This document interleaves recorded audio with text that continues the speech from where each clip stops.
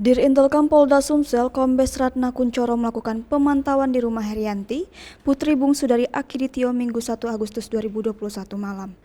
Akiditio sosok pengusaha yang menyumbang 2 triliun untuk penanganan COVID-19 di Sumsel. Namun hingga 1 pekan sejak seremoni acara penyerahan bantuan tersebut, publik mulai bertanya-tanya apakah uang sebesar itu sudah dicairkan atau belum. Awak media pun kemudian terus memburu Herianti untuk menanyakan hal itu. Banyak juga orang yang menelpon Herianti. Hal ini disampaikan Dirintelkam Polda Sumsel Kombes Ratna Kuncoro. Menurut dia, keluarga Akiditio merasa tidak nyaman. Hal ini karena banyaknya orang-orang yang berada di sekitar kediamannya. Namun Kuncoro memastikan suasana kediaman Herianti kondusif, sehingga jika kondisi aman maka menurut dia tidak perlu lagi polisi melakukan penjagaan. Selain melakukan pemantauan di kediaman Herianti, pihak kepolisian dari Polda Sumsel ini juga membagikan sembako kepada pihak keamanan dan tukang sampah di kompleks tempat putri bungsu Akiditio itu tinggal.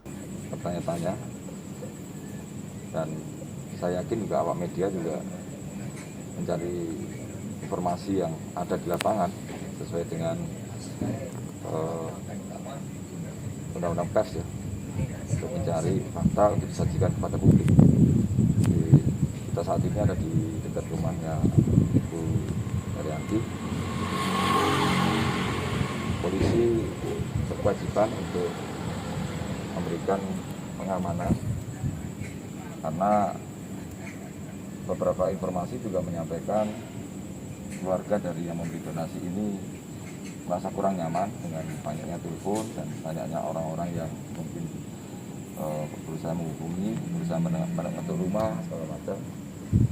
Kita dicegah jangan sampai ada salah paham miskomunikasi.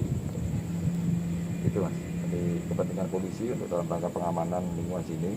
Masyarakat setempat saya yakin juga bertanya kenapa banyak wartawan di sini. Ya intinya alhamdulillah sampai saat ini saya tahu tidak ada permasalahan keberadaan wartawan di sini.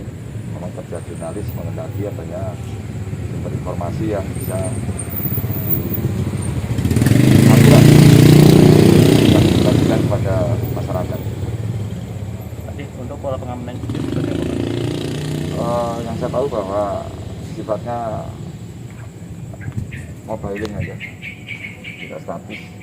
Kita sesuaikan dengan situasi. Kalau memang situasi lingkungan masih kondusif, tidak perlulah polisi sampai harus membuat pos di sini. Cukup dipantau oleh petugas, baik yang pakai dinas yang tadi kita lihat sama-sama tadi datang ke sini.